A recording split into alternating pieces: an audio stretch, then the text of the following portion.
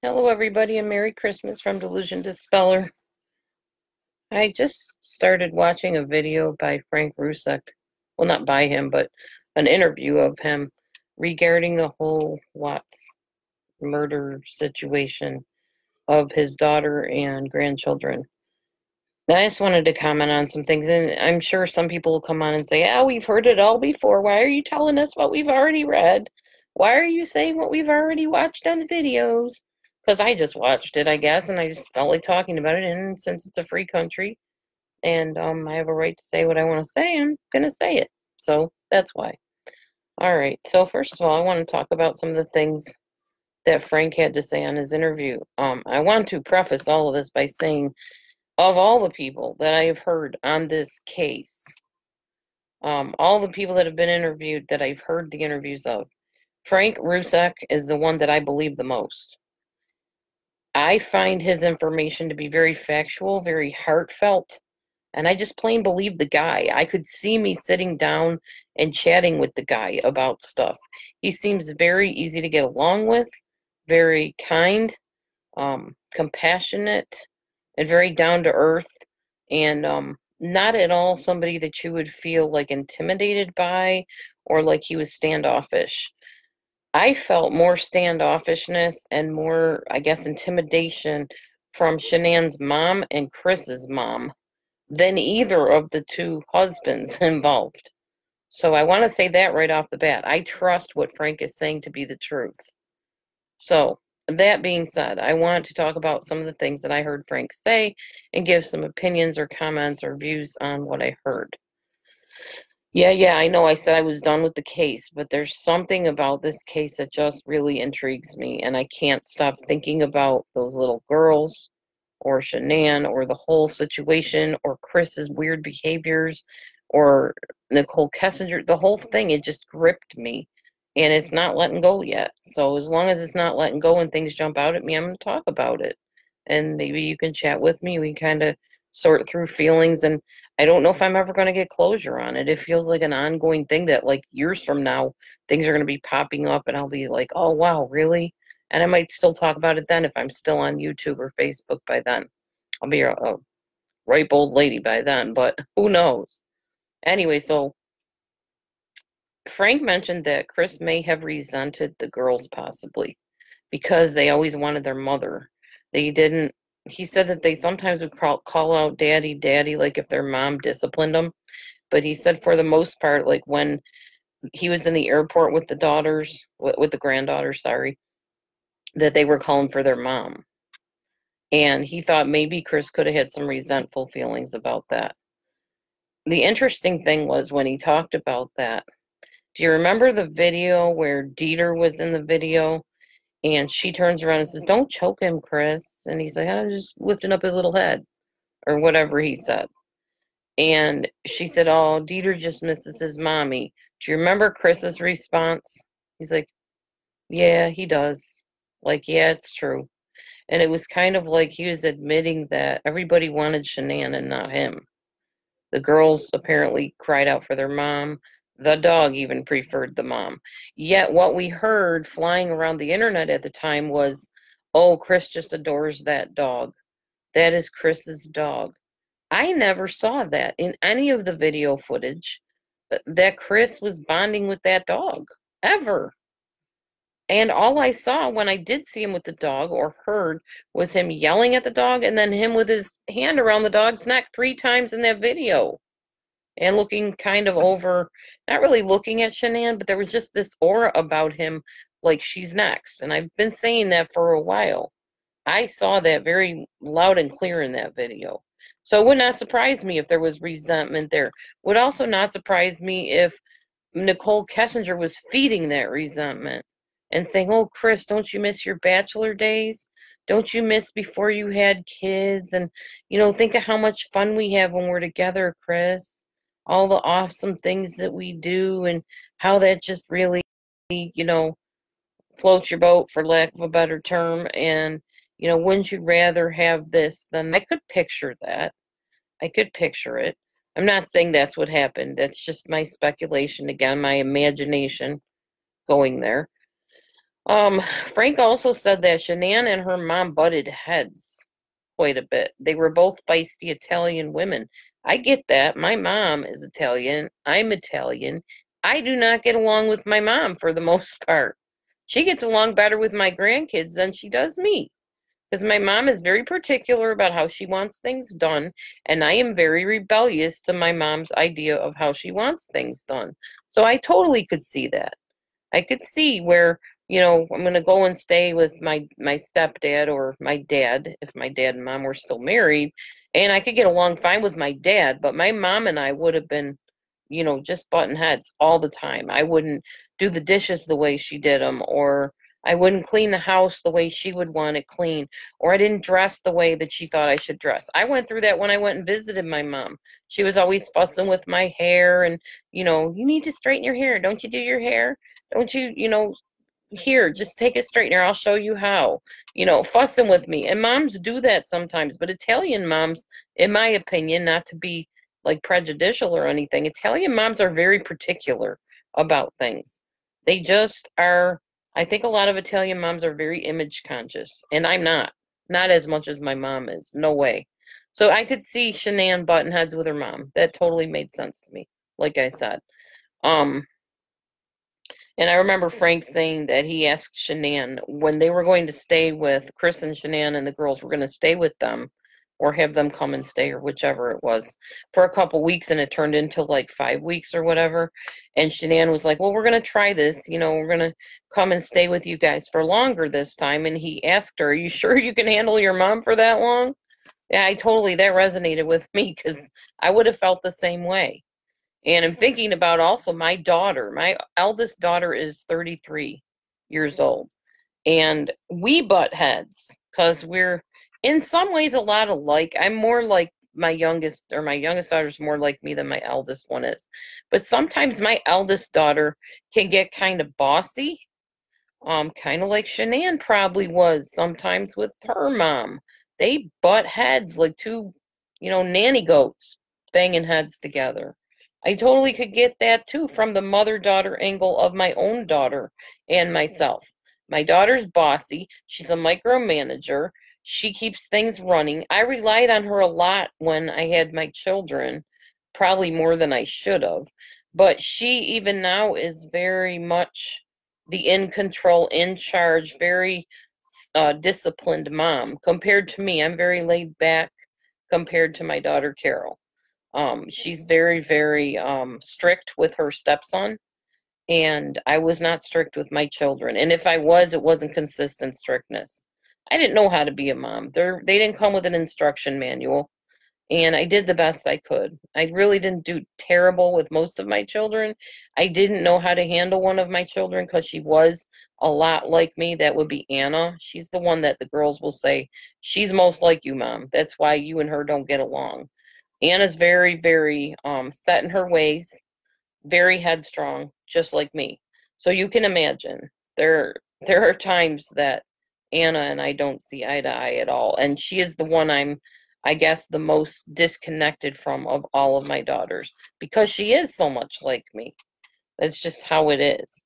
So I definitely could see what Frank was saying about the mother-daughter relationship there. I think Frank gave me a more personal look into Shanann's personality, Sandra, his wife's personality, and the kids. And he just was really down to earth and explained things from more of a personal view. And I think we've seen this as such a case that we've forgotten there are actually human beings that were involved here.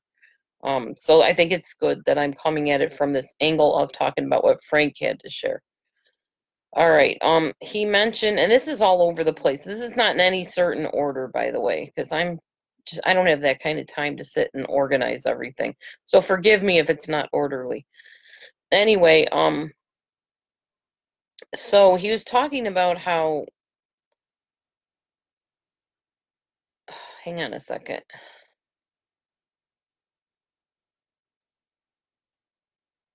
He mentioned about how Sandra and him would watch the kids while Chris and Shanann would go on their vacations, that she made money from her business and they paid for all their vacations. That's true.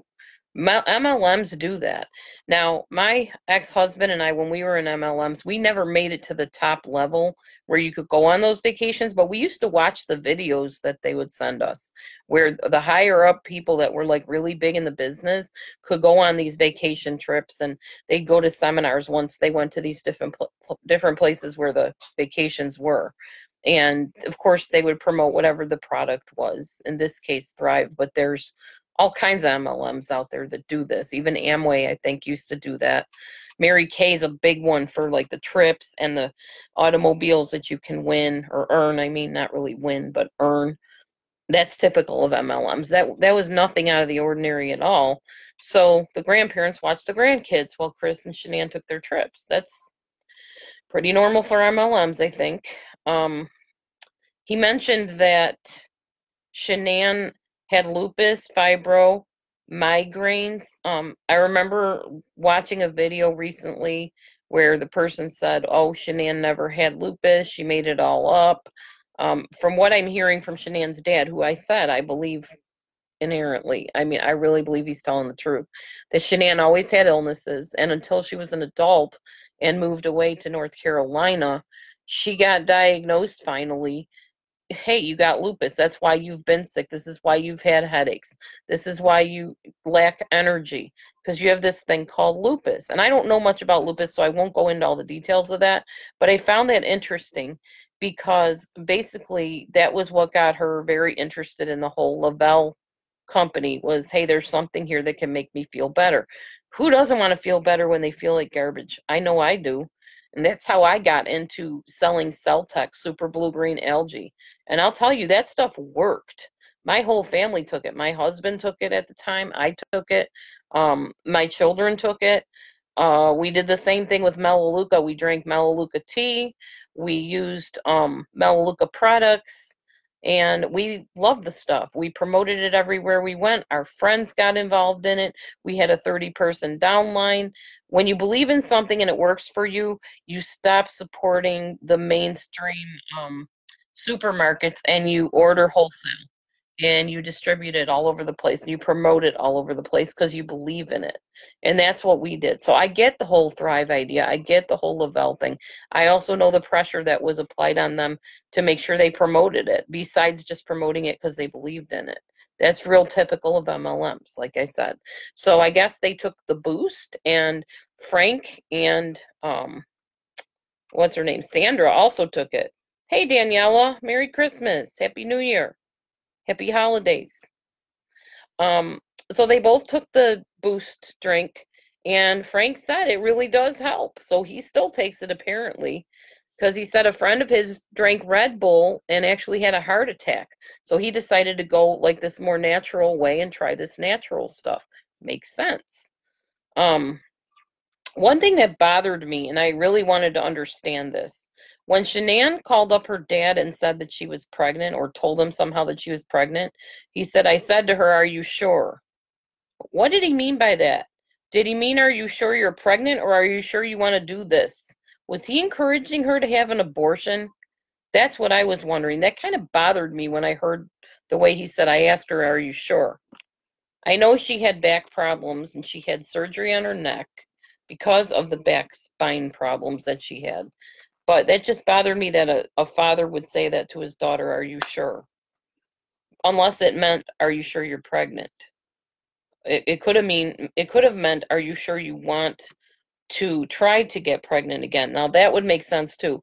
But it will always disturb me if a parent asks the child, are you sure you want to carry to term? Are you sure you want to carry this pregnancy? Because you already know my stand on abortion. No way, no how, not going to happen. Not in my lifetime, not my children, not anybody I know. If I am asked it, no, I'm against it. All right. He mentioned about how Shanann always took pictures, constantly was filming things, always had the camera in her hand. And he said it didn't bother him because those were his grandchildren. He enjoyed, being in pictures. He said that my hair might be messed up or whatever. But it really bothered her mom a lot. It bothers my mom a lot that I come on here and do videos. I used to hear about it all the time. I would call my mom and she'd say, "What's this I hear about? You had this crazy getup on and you had this awful mess in the background and whatever." And I hear it from my YouTube people all the time too. Why don't you clean up your house? Why do you have your hair that way? One guy asked me something about plucking my eyebrows. I have a question. When's the last time you plucked your eyebrows? You hear all kinds of crazy stuff when you are a YouTube video person or a Facebook video person. Um, oh, thanks, Daniela. Yeah, amen to that. So I'm used to that. But my mom was my biggest one that constantly either people would tell her about my videos and she'd watch them, or they'd go back to her and say, "You need to go and talk to your daughter. She's doing such and such. She said this, or her background looks like that, or whatever." So my mom is not keen on the whole putting your whole life on Facebook or YouTube, not filming things, taking all kinds of pictures. Maybe it bothers your daughters that you constantly are filming, you constantly have a camera in your hand. Well, I stopped doing that a while ago. I don't film everything. I hardly ever bring my camera to family functions anymore because I got tired of hearing about it. But I'm glad I took as many photos as I did of my grandchild because, and grandchildren, more my granddaughter because I saw her a lot more than my grandson. Because now I have those memories and they can say what they want. Now, when I post those videos and those pictures, the other grandmother grabs them, snatches them, and posts them on her Facebook. So I'm glad I did that and didn't listen to them back then. But now I don't so much. I don't bring my camera everywhere. And they take pictures, usually leaving me out of it. The daughters will take pictures of themselves so they can post them on their own Facebooks. But yeah, so that was a problem apparently for Shanann's mom. She didn't appreciate Shanann's constant filming either. So it wasn't just us. Even her own mom noticed it and it bothered her. All right. Well, plus that's an image thing for Italian families. They don't want to constantly be like traipsed around in public, especially looking less than their best. They're just, and I'm not saying all Italian families, but I'm talking about the higher end, the upper class Italian families. Trust me, I was raised by one. I know how it goes. My stepdad was an insurance agent. His dad was in politics. We had to keep up the image. So they didn't appreciate, anything that presented them in less than a perfect light. That's just how it was for us. And it was how it was for me growing up. Um, then they asked Frank was about the medical history and the psychiatric history, which I was listening, as you can imagine, with my ears perked up like this. Oh, did they say anything? Did I miss something? Well, Frank said that, to his knowledge, Shanann never saw a therapist or a psychiatrist or psychologist or whatever. And he said he remembered Shanann telling him something. He calls her Shannon. He remembered her telling him something about Chris, but he couldn't put a finger on it. So he didn't want to really say what it was because he couldn't remember for sure what it was. But apparently Shanann mentioned something to her dad at some point that something was going on with Chris, psychiatrically, I guess. So because he didn't know exactly what it was, he kind of blanked out, and then the interviewer, whoever it was, changed the subject and they went on to something else. He did mention that the girls, Bella had a clogged up throat when she would eat cake, or probably gluten type things, I'm guessing. Might not have been celiac disease. It could have been just a gluten sensitivity. I have that. If I eat bread or pizza dough or cake or cookies or whatever, and I don't take an antihistamine, my one nostril will totally plug up. By the next morning, I won't be able to breathe out of my nostril till I blow my nose and get up and start walking around. I have an antihistamine or a histamine reaction from the gluten or the wheat or whatever it is. And I can imagine how Bella, must have felt from that because I have the same thing, or I believe I do. And he did mention about Celeste having a very bad nut allergy. So that apparently is true, according to Shannon's very father, who took care of those children. And Celeste had 2 EpiPens. So obviously there was something to that, at least the diagnosis part of it. Now, how that all happened, I don't know. Was she born with it? I don't know. I don't think he mentioned her being born with anything, either one of the girls. So I don't know about that. Um, he did mention that Celeste also had a throat issue, but that went away.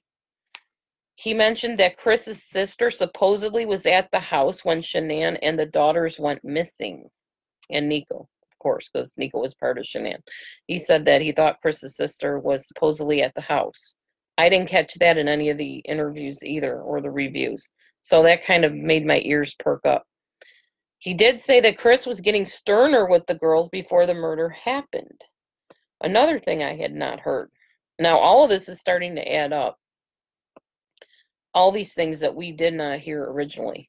So this is just some interesting information I've been pondering in my mind, and I'm still listening to see if anything new is coming up. So far, I haven't heard anything new.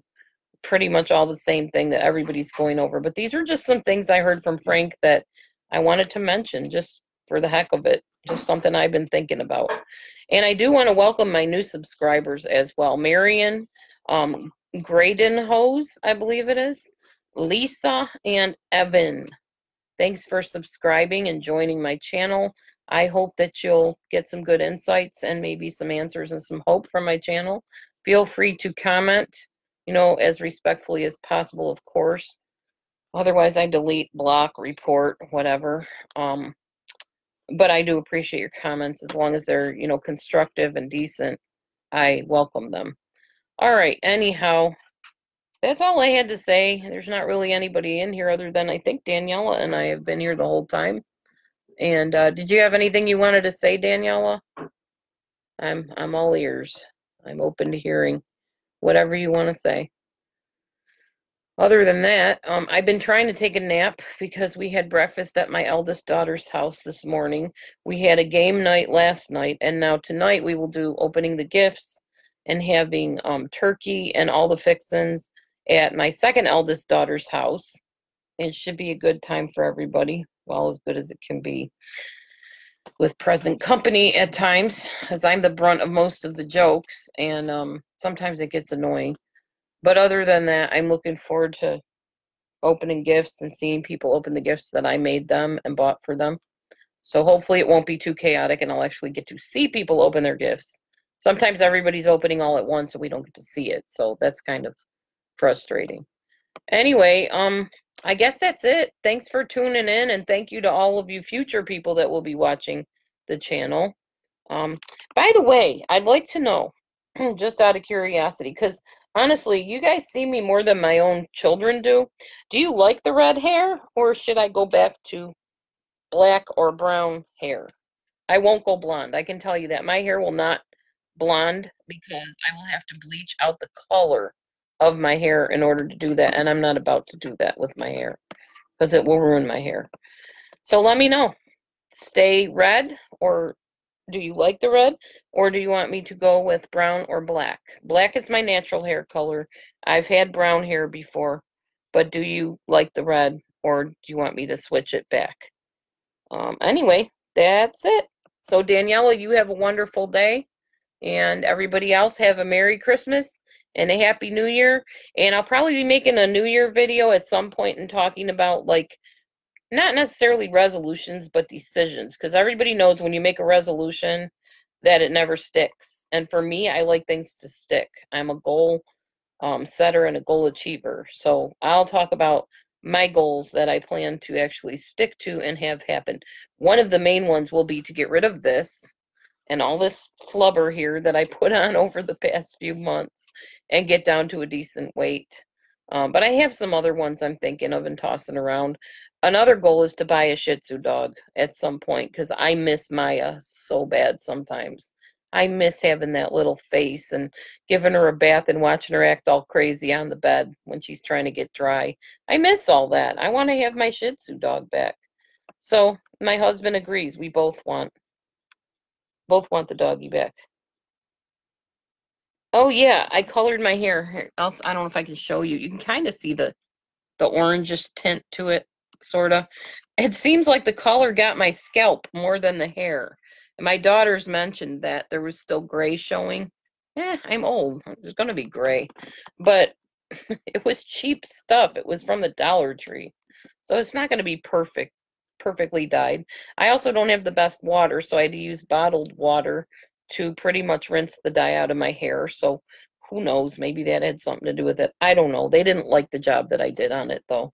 But there's really no pleasing them anyway, no matter what I wear, how I do my hair, how I do my makeup, or just being me. It's never good enough for them anyway. So that's just how it is. All right. Anyhow, in fact, I get more acceptance and appreciation from you guys online than I do my own children. But there's a lot of reasons for that, I'm sure. Not all of them are my fault. In fact, very few of them are my fault. Some of it's just some of that autonomy of them trying to grow up and be their own people. And, I'm mom. I'm old mom, So what are you going to do? This is Teddy Cat, by the way. You don't see him in many videos, but lately he's been very lovey-dovey and wanting to be up with me. I need to give him some more, or not give him more, but put some more diatomaceous earth on his belly where the fleas get on him and get him treated for that, because that really helps him a lot. He had a bath recently, so he's nice and clean, but he needs his flea treatment.